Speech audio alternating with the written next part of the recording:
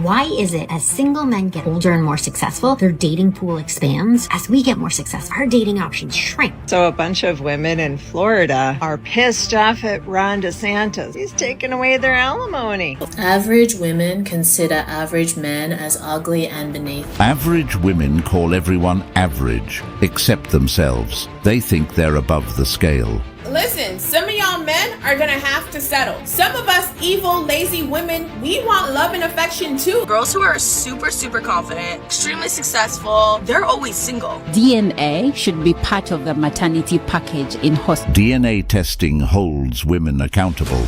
That's why so many of them are against it. Kindly subscribe to the channel, as it is our sole form of support. Thank you. I have big energy, and that really intimidates men. Like, pull it out right now. Let's see whose is bigger. Every couple should get a DNA test done on their child before they leave the hospital with the baby. Yes, I think it should be included in the birth certificate that a DNA test has been performed and this so person is the father. Yes, paternity fraud is sick. It's not a good thing. Tell me if you've seen this before too. Girls who are super confident, extremely successful, so pretty, like drop dead gorgeous, have everything going on for them, they're always single. And then on the other hand, guys who are super attractive, confident, super smart, everything, they're always in a relationship. Am I making this up, or have other people seen this trend too? This is because a lot of these girls have masculine traits, which nothing's wrong with that to a certain degree. Men are scared of women who know their worth, who are more successful than them. It's 'cause you are all pursuing, entertaining the same guy. He has you and 9 other women to choose from. Why would he settle for just you? Men don't like successful women because they feel intimidated. When women hear this, they immediately think that men are scared of them, which is ridiculous. What exactly is a man supposed to be scared of? A man doesn't care how successful a woman is because he's not looking for someone to take care of him. Success in her career doesn't make her more attractive if her attitude and demeanor are off-putting. If these women aren't getting matches or dates, it often comes down to their personalities and how they carry themselves. In many cases, they exude masculine energy, anger, and are just plain hard to deal with. Men are wired to seek peace and comfort in a relationship, not conflict and competition. We're not going to make this about gender because I've seen both sides do it, but if family court orders you to partake in a paternity test and you refuse to cooperate, they do have the authority to issue a warrant for your arrest and send you to jail. So just keep that in mind. I don't know how to say this in a nice way, but stop trying to date people below you because you think that they're going to treat you better. They're not. Like, their psychology, for whatever reason, convinces them that they're actually on your level and deserving of you. And do you know how painful it is to get played by someone who's ugly and poor? Very painful. Very painful. So a bunch of women in Florida are pissed off at Ron DeSantis because he's taken away their alimony. I find it fascinating that all these women who've been voting for 100 years against their own self-interest are shocked when it finally affects them. Good luck there, buddy. Good. Get your ass up and go to work like we do. Alimony is nothing but theft. It should have been abolished years ago. The fields and construction sites are open. Pull yourself up by your bootstraps. Come on now. I love this for them. Why do women rely on a man who already proven to not be reliable, so they divorce them? You should have been independent sooner. We have to understand it's all about the money. These women are only upset because they can't use men for alimony anymore. Ever since this permanent ban passed, they've been pretty angry because it takes away the financial safety net they were banking on. For years, some women relied on alimony as a way to maintain their lifestyle without putting in the work post-divorce. Now that men are no longer obligated to fund their ex-wives indefinitely, it's hitting hard. The anger isn't about losing a relationship or support, it's about losing that easy income stream they had counted on. Just incredible. One of the biggest lies I used to tell myself, but I thought was the truth when I was single before I got married, was men are intimidated by me. I thought because I had a house, a car, been driving BMW since I was 24 years old, I thought that because I made a lot of money that men just couldn't handle it, they were intimidated, and they were turned off because I was doing better than them. That is one of the biggest lies, or the things that we think, when really the problem is us. Yeah. So basic adulting is not intimidating. But I really have to commend this woman for speaking the truth, because so many women walk around with that mindset, thinking their success is intimidating to men. The women who actually believe that are usually the same ones who can't accept accountability for their behavior, or the fact that they lack the feminine qualities that men actually look for. Every one of their talking points always comes back to the possessions they have, the money they make, or the career titles they hold. They think these things should automatically make them more desirable. But what they fail to realize is that men aren't looking for someone to compete with. Women go for status and men for peace. That's why they can't understand. Why is it that the more successful I've become, the less that men seem to want to date me? For those of you who are further along in your careers, I'm really curious to hear what your experience has been with this, so wanted to share mine. I always get told that I am too intimidating. Just because I am a strong, independent woman doesn't mean that I want to be that in every single category of my life, because I'll tell you, I'm exhausted and I would really love to have some help sometimes. And I miss having a kind of companionship and partnership. And I want to still be able to have my hobbies. I want my partner to have their hobbies, right? Or future partner, because I'm single. When I go on first dates, I try really hard to not talk too much about my job. I don't know what it is with women who constantly refer to themselves as strong and independent. I really wonder what power they think they're gaining from it. If you're calling yourself an independent woman, why are you surprised when no man wants you? Independence, by definition, means you don't need anyone. So why would a man feel compelled to pursue someone who's already made it clear that she doesn't need him?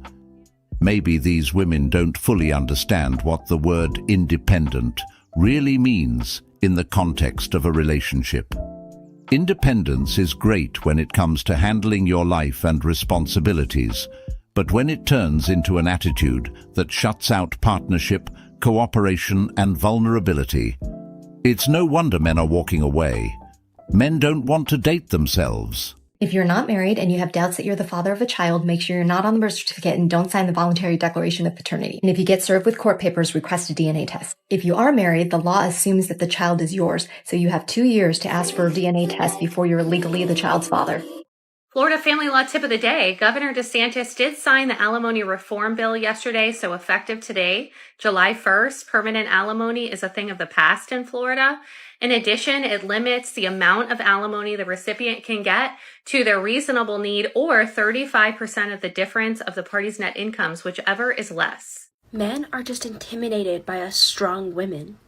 Not really. You're really aggressive and demanding and overall hard to be around. I don't have fun when I'm around you.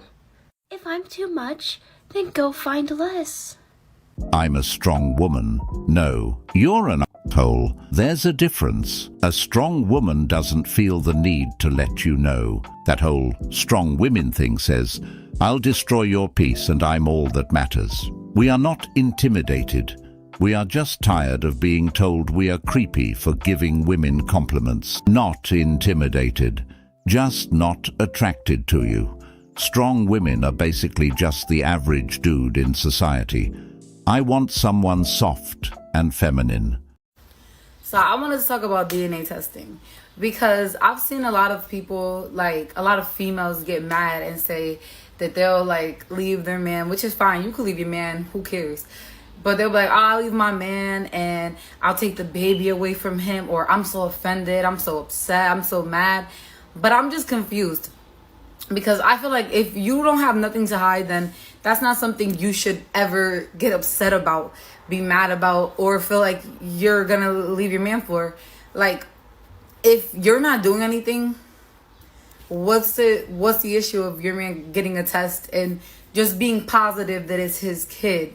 Because not for nothing, there's a lot of women out here that, you know, have had a man raise their kid, and then 5 years later, or even longer than that, the man finds out that he's not the biological father. And there's already all this attachment, all of these memories that was made. So, you know, I don't understand why it's so hard to just be like, yeah, go ahead, get a DNA test and not feel some way about it. I get being like, oh, you know, I didn't sleep with anybody, but then just prove that. Like, if you didn't do it, just prove it. It shouldn't be like, you shouldn't get that mad. Like, personally, if my man was to ask me for a DNA test, I wouldn't care, because I know I'm not doing anything, and I know I didn't do anything to prevent my man from, you know, seeing something that he shouldn't, because he's just gonna see that it is his kid. And whatever you decide to do relationship-wise after that is on you. But, like, taking the kid away, that's extreme. That's crazy. And it's honestly pointless, because just because your man wants to, like, 100% know. And if your man is asking for a DNA test, he probably has a reason to be asking for that. And if he doesn't to you, well, just give it to him. Like, honestly, what's the big deal? Women don't ever have to question the baby because they don't have that option. They know it's theirs. Men, on the other hand, have to trust that the child is theirs based solely on the word of their partner. And that's exactly why a DNA test is so important, especially in modern dating, where it's not uncommon for many women to have multiple partners they're messing with. The risk of uncertainty is higher than ever. Men deserve clarity in situations that could impact their entire lives, both emotionally and financially. The moment a woman threatens to take the child away or leave the relationship when a DNA test is mentioned, it raises red flags. These emotional threats aren't just manipulative. They often signal that she has something to hide. Why else would someone resist a simple test that ensures transparency? The real issue lies in using these threats to guilt or control the man, making him feel that asking for certainty is somehow wrong. It's a tactic to avoid accountability while keeping the man trapped in a potential lie. Mandatory DNA testing would take away the ability for these situations to escalate into manipulation, and it would protect men from being deceived into lifelong commitments based on false pretenses. As you're dating younger women and you're kind of like damaging them at a young age. So now when we get to our 30s, we're completely damaged by an older man. And now we don't want y'all and y'all don't want us. The man is 40, 45, let's say. Now he has his money, his house. Now he got time to go live his best life. Now he wants to date younger woman. Let's say a 21-year-old. Now he dates her for 4 years. While he's dating her, he's cheating with other 19, 20, 25-year-olds. You're damaging this young girl, right? You're causing trauma and damage that's going to cost her pretty much years to heal. Fast forward years later, she's 30. She's damaged. All because a 40-year-old wants to be living his best life after he built himself. Okay, why successful women are single. And no, it is not because they're intimidated of you. I feel like that's an excuse. A lot of times successful women want to find a man who makes just as much money as her, if not more. And they won't consider anybody who makes less money than her. Now, the issue is the men who make more money than her do not want someone, like, they don't care about a woman's success. The men who make more money than her literally want an Instagram model. I have seen that men tend to go for looks first and foremost. The richer the man, the prettier the girl. In general, of course, do not come for me, okay? Don't come for me. I have seen instances in where the man is more attractive than the wife was when they met when they were a lot younger, and the man did not earn a lot of money and he wasn't successful. In instances where the man is successful, he has a lot of options, so he usually chooses for a pretty wife. Again, you guys are going to come for me. There's always exceptions to every rule.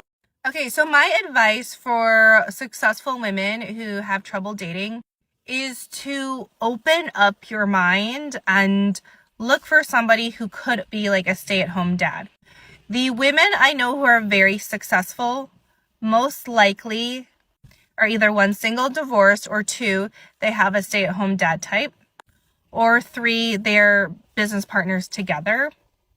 The business partners together, though, happened before they were both successful. Now, the issue with successful women and long-term relationships and marriages is a lot of them do not put up with BS. So when they find a guy who is just as successful as them, and the guy philanders, cheats, or does BS, the successful woman, because she has like so much independence, she literally walks away, and she could. I mean, you think about Jay-Z and Beyonce, right? Like, Jay-Z and Beyonce are both very, very successful. He still cheated on her many times. And even though Beyonce could literally have any guy, she stayed with him. But I know a lot of successful women would simply leave that relationship because they do not need a man because they're so successful. So anyways, my piece of advice for women who are very successful is to open up your mind and understand that men are not intimidated by you. They're just not, the men that you want are not looking for women like you. So you need to find men who are willing to maybe be more of like a stay-at-home dad kind of role, or for you to be a provider role. Essentially, these women are hypergamous, which significantly limits their options in dating. High-value men, who are successful, confident, and desirable, have a wide array of choices. They don't necessarily need a successful woman by their side, as they can choose from a vast pool of women who might fit their criteria for a partner. On the other hand, successful women find themselves narrowing their options to a small percentage of the dating pool, often just around 10% of men who meet their hypergamous standards. This creates a situation where they are competing for the attention of a limited number of high-value men, while those men have numerous options available to them. So men aren't intimidated, they just aren't interested. If you falsely accuse a man of being your baby's daddy, it's called parentage fraud, and it's no joke. It's a new era. Ladies are legally free to be with whomever they feel free to be with. And for some women, an honest mistake could be made. Just make sure you're sincere and you've done your homework. And if you're making a legal claim to force a resistant man to claim your child as his dependent, make sure you can back it up with the facts. My boy is married to the lady and signed the birth certificate, but the child isn't biologically his. Does she pay for the rest of her life for her mistake, like the man is forced to? Also, if you falsely accuse a man of rape or sex harassment, you should go to jail. There's no way that can ever be an honest mistake by ruining a man's life. These women know exactly who and how many guys they're sleeping with. Claiming ignorance is just a way to escape responsibility. If a man receives a false paternity claim and she tries to pin that baby on him, there should be serious consequences. She should be in jail. It's not just about deception. It's a betrayal that has lifelong effects on a man's emotional well-being, finances, and future. False paternity isn't a minor slip-up. It's calculated and manipulative, preying on a man's sense of duty and love for a child that isn't even his. Okay. To answer the question of where to find them, I kid you not, Monday nights at the bar. Monday nights at the bar. I can get into specifics. And of course, there's other options. Like there's conferences, there are golf courses, there's Whole Foods. Whole Foods is like a number one. Like there's a lot of places, but the number one suggestion I would give is Monday night at the bar. A high-end bar, not the hood bar. It's a high-end bar.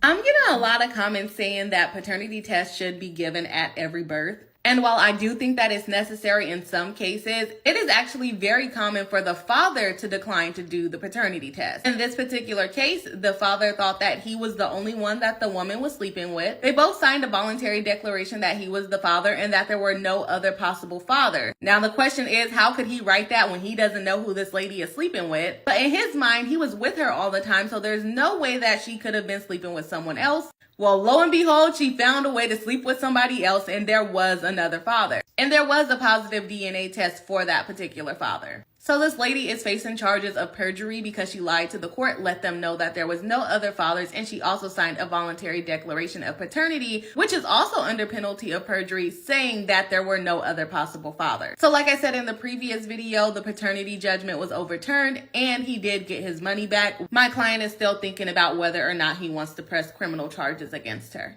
But y'all be safe out there, for real. This story right here is exactly why DNA test should be mandatory. And the reason why men refuse to take the test is because they don't want to hurt their woman. Men often refuse to take the test because they don't want to damage their relationship or hurt their partner's feelings. But at what cost? The fear of upsetting someone shouldn't outweigh the importance of truth, accountability, and fairness in parenthood. Don't get stuck with another man's child because you're afraid of upsetting her. That should be the least of your worries. Because in the long run, it will only hurt you mentally and financially. Ladies, do not ever date a man below your league, thinking that he's gonna treat you like a princess. No man will try to humble you more than a man that's below your league. In his mind, he's unlocked a whole new level. He will not think he got lucky and he's hit the lotto and he just needs to cherish you. A man that has hit a miracle will have his ego inflated. He will think this is what he's capable of always now, and that you should be so lucky to have him. He will then find ways to put you down and make you feel like you have to prove your worth to him. That man will have you questioning your worth. I see it all the time. And still at their core, they will always question if you are above their league. And they will have that resentment building up inside.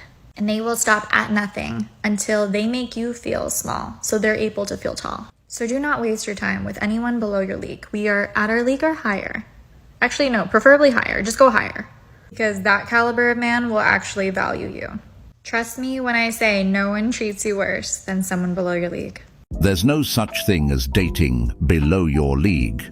That whole concept is just a way for these women to make themselves feel special, to inflate their egos. When these women give an average guy a chance, they expect him to worship them or feel lucky, as she mentioned, like there's some kind of prize he should be grateful for. It's all about control and maintaining a sense of superiority. What they don't realize is that real men, especially good men, aren't looking for someone who wants to be placed on a pedestal, but the type of man she's describing, the one who mistreats her or doesn't value her, is usually the toxic guy they always seem to go for. They chase after the guys who play games, manipulate, and bring drama, because that's what excites. A good man wouldn't treat her like that in the first place. He wouldn't feel the need to worship her or fall into those toxic patterns because he values himself. Average women consider average men as ugly and beneath them. But why is it a woman's fault if you're ugly? And would you even date a woman that you consider ugly? I had two guys call in. They work at DNA testing centers. One guy had to quit. One guy still works there. He told me 40% of the children are not the man's child. 40%. 40%. He said 40%. Somebody call and Maury. it's usually make DNA testing it's mandatory. It's two scenarios. It's where the woman, the person's getting a DNA test because the woman claims that is their child. Turns out it's not. The other one is where the parent is on a deathbed and makes a confession, or they need a liver transplant, blood transfusion, and the blood type. There's no way that can actually be the father. So then they find out because of medical reasons. You mean that's not my father? Then the father finds out from that way. He said it took such a toll on him that he could no longer do it because he would be sitting on the phone counseling the men and the grown children who these women falsely accuse. We see it on Moore, we see it on paternity court, but yet we say men need to be held accountable. DNA test for paternity should be required before signing a birth certificate. Mandatory DNA test at birth for unmarried couples seems like a good idea. For many married couples, the husband is on the hook even if it's not his child. I got so much hate for doing a DNA test right after my son was born. 15 years later, it is still the best news I've gotten in my life. DNA testing at birth should be law. Women need to take accountability and need to pay back all child support if it was paid. Question for the men when dating, or I guess in general. Would you rather date a woman that is less attractive than you? You know, I would think that would give you a little more security, thinking maybe they're going to be less high maintenance. Maybe you won't have to worry about them cheating. Obviously, there's so much that goes into the reason why people cheat. It's not just because of looks that they cheat. A lot of times, women cheat because of emotional connections that they're lacking in their relationship, which is a whole nother story. But I'm just so curious, would a guy rather date someone that is less attractive than them? I know men are typically first focused on the physical appearance, whether it's their face or body or whatever. But in the long run, through your experiences of dating, what is your thought on this? A man would absolutely choose a 6 with an amazing personality over an 8 with a horrible one any day. Why? Because looks fade. Beauty is temporary, but personality, character, and the way someone makes you feel last far longer. Too many people today are caught up in superficial standards, thinking that physical attraction is everything. But in reality, a stunning appearance means nothing if the person behind it is difficult, negative, or draining to be around. Men in particular have been dating down for centuries, and not just in terms of looks. They've always been willing to overlook physical traits if the woman brings other valuable qualities like kindness, loyalty, and emotional support. Okay, let's talk about it. Let's talk about paternity fraud.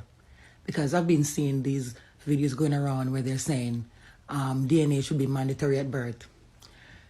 I don't have a problem with DNA being mandatory at birth. But DNA being mandatory at birth should be part 1 of a part 2 paperwork. DNA mandatory, child support mandatory. So the minute that DNA is proved, child support starts. How about that? Same way you want to be sure that you're taking care of the right child, it's the same way I want to be sure that whether we're together or not, my child will be provided for.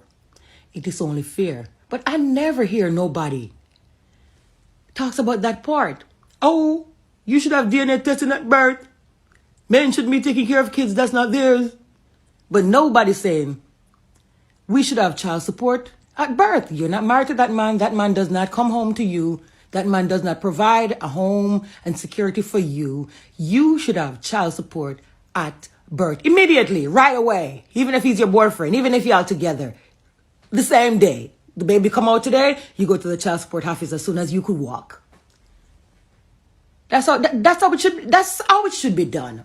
I would have to disagree. Child support is intended for parents who don't take care of their child, but it's often misused or misunderstood in many cases. If the man is taking care of his child, then why would he be on child support? But it's meant to ensure that the child's financial needs are met when one parent isn't contributing. But that's not always how it plays out. The system doesn't always consider the complexities of individual situations, and sometimes it becomes more about punishing the father rather than ensuring the child's well-being. In cases where the father is actively involved and contributing, it feels more like a financial trap than a way to support the child. You can't compare child support to mandatory paternity tests either. A mandatory paternity test ensures that the man is actually the biological father before any obligations like child support are placed on him. It's about establishing truth and fairness from the start, while child support is about ensuring ongoing responsibility after the fact. It is not the same. I am learning that I need somebody who can, for the lack of better words, put me in my place. Yes, exactly. That's what I was going to say. Put me in my place. Yeah. That's exactly it. And it doesn't mean, he's going to come home and beat me, because I think that's where people's minds go to. But he needs to have very strong boundaries. Yes. Because I find a lot of Western men don't have strong boundaries. Yes. So it's just like, whatever you say goes. And I can't have that, because I know myself, I will lose respect for you. If you can't say no to me, 100%. I will lose respect. Women who need men to put them in their place are women who can't regulate their emotions or manage their behavior. They lack accountability for their actions and expect the man in their life to step in and correct their behavior. These women often lack self-discipline and emotional maturity, which leads to unnecessary drama in their relationships. When a man steps in to set boundaries or correct toxic behavior, it can be easily misinterpreted as him being controlling, which creates even more issues in the relationship. The problem is, it puts the man in a no-win situation. If he doesn't address her emotional outbursts or lack of accountability, the relationship spirals into chaos. But if he does, he risks being labeled as controlling or abusive. You just can't win. Why is it that as single men get older and more successful, their dating pool expands, but we as women, as we get more successful and older, our dating options shrink? Dating dynamics for older, successful single women versus men are shaped by societal norms, cultural expectations, and stereotypes. A large 2020 study across 45 countries actually found that men generally prefer much younger, attractive females, while women prefer older and more financially stable men. Add in the traditional gender roles, the societal norms, and this can really affect how older women date. And then on top of that, we've got ageism, beauty standards, socioeconomic factors. But the good news is, as society progresses, we are seeing a little bit of a shift in this. I say embrace inclusivity and throw the stereotypes out the window. Focus on a genuine connection with an awesome person and forget about the age. You never know who you're going to connect with. Younger women and older men attract each other for different reasons, creating a unique dynamic in the dating world. For men, their lives often improve as they get older and more successful because they gain status, confidence, and value in the dating market. As they build their careers and establish themselves, they become more appealing to women, which reinforces their sense of worth and desirability.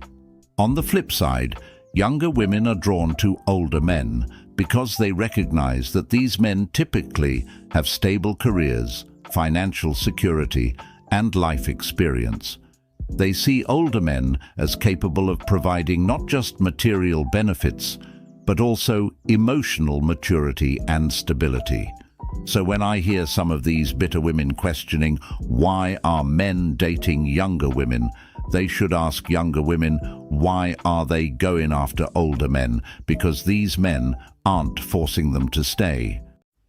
Ladies, would you be okay with a DNA test being a requirement as soon as you gave birth to your child? Meaning they would test the child and then test the father right there at that moment before a birth certificate is signed.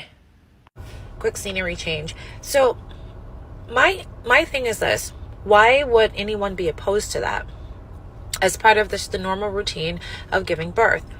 Right? Because we're all making this drastic assumption that we know for sure that that child belongs to the man that may be present or not in the room. And there are a lot of things that can happen. You know, birth certificates can get easily signed without a lot of proper identification. Anybody's name can be put on there if they agree. And in some states, if you are married, you are the presumed father, okay, of that child if it comes out of your wife with no DNA test. It's just the law until you go to court and prove otherwise or request a DNA test. So I know, women want a lot of, reassurances and things like that from men in many different forms, right? They want to make sure that they have marriage licenses, and they want to make sure that, they have access to assets, money, bank accounts. But I'm just wondering, why is it bad or frowned upon when a man says, I like to ensure that that child is mine because I have no other way of knowing other than maybe it looks like me. In some countries, there is a good chance, like a 25% chance, that that baby doesn't belong to the father. Right? In some countries where polygamy and open relationship love styles are very prominent, how do you know? What do you guys think? Oh, wait. So another thing to consider, too, is like the financial impact, right?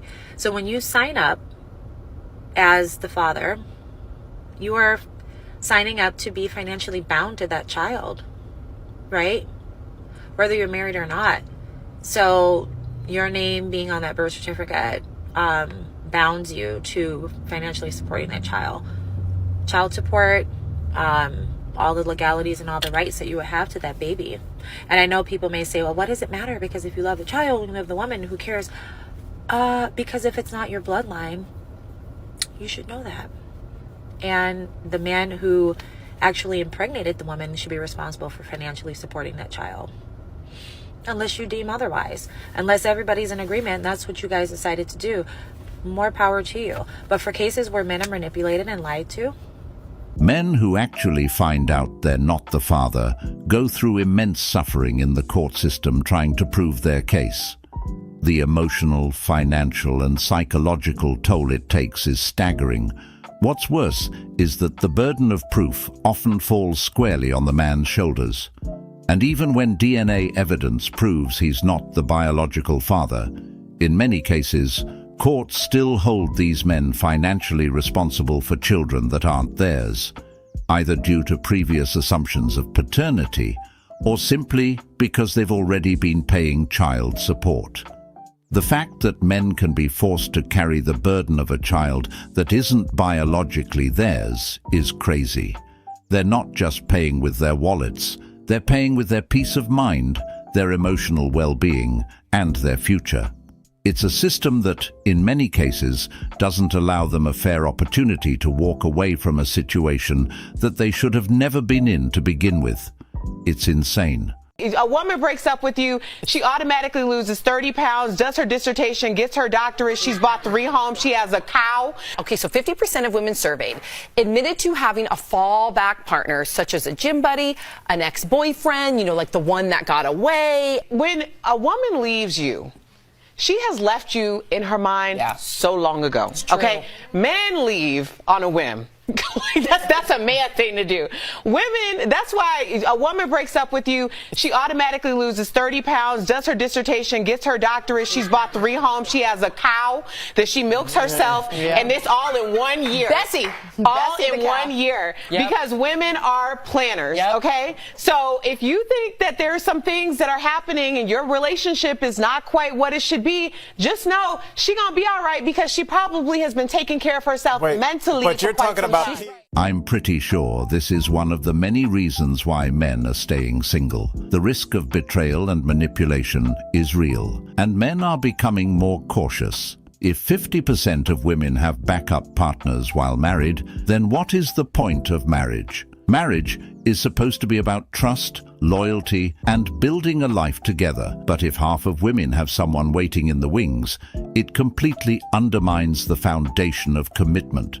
How can a man feel secure in a relationship when there's always a possibility that he's being replaced or lied to? This backup partner mentality makes it clear that some women are not fully invested in the relationship. They're keeping one foot out the door. In today's world, men are asking themselves, what's in it for me? If they're expected to sacrifice and commit while knowing their partner might not be doing the same, the entire concept of marriage loses its value. More and more men are waking up to this reality, and they're making the choice to walk away before they find themselves trapped in a relationship where they're just another option, not a priority.